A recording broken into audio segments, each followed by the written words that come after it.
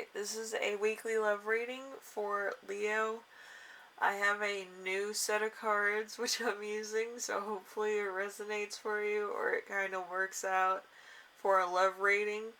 But I kind of don't know how to use these cards, so I'm just kind of feeling it out at the moment. So bear with me for a second, and hopefully it works out in a weird way. With the other readings, there has been some circumstances or some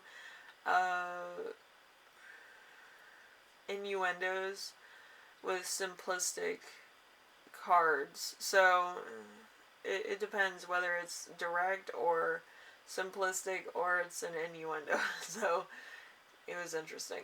Anyway, so let's start off with the first card.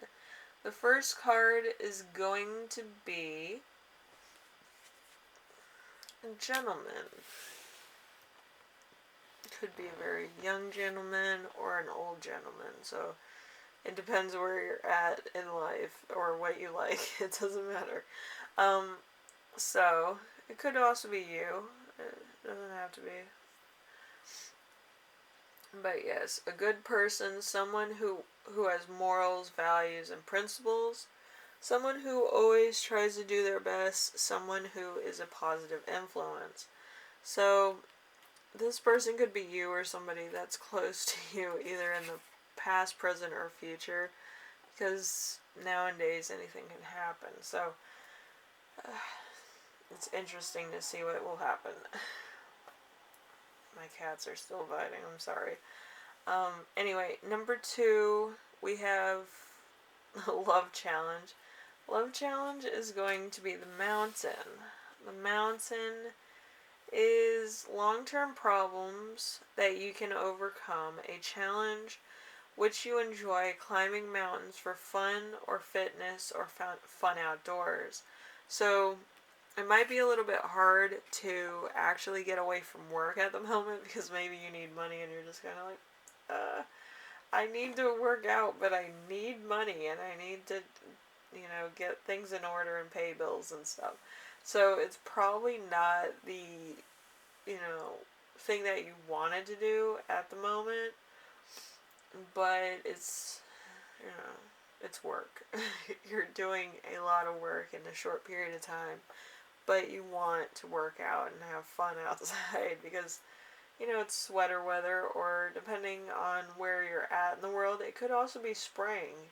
It's either sweater weather springtime or sweater weather autumn or fall, depending on how you say that. But I say autumn or I say fall, depending on who I'm talking to. Anyway, so number 3, we have your lesson in this love relationship, potential future or present. Okay? So we have Tower in reverse. Tower in reverse is no help from your local government, buildings that are dangerous, being independent through no choice of the matter or not your own choice, and bad politics. So there's something here that's a little iffy, or something here that's not 100% like upfront, and you might be actually understanding that more so than you ever thought you would ever. So something's kind of coming to the forefront of this might not be all it's cracked up to be, alright? So we have their lesson for the week. Excuse me. Ooh. It sneaks up on me. I didn't want to sneeze all over my new cards, so I kind of suppressed it. So hopefully it doesn't offend anybody, but, I didn't want to sneeze. Alright, anyway. So the lesson of your current, future, or past partner is the key in reverse. The key in reverse is opening up to the wrong people losing your keys, not dealing with matters at the right time, locks and safeguards which do not work. So there's going to be some type of thing that is going to be a bit of a problem. It could also be, doing the wrong thing, talking to the wrong people, confessing too much to the wrong people, or not 100% sure of what you should do. In certain cases, you might actually be telling some people that are tied to certain organizations a lot more stuff than you need to. And this is for your partner, potential, future, or past, depending on what happens. But yeah, there's something here that's gonna come out and it might not be the right thing. Anyway, we have number 5. Number 5, let's see, number 5 is growth zone. Growth zone is the fox. See, the fox is work or a career that you enjoy,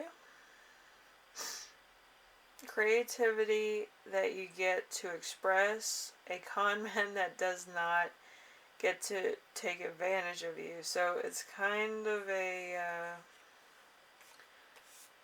to the point of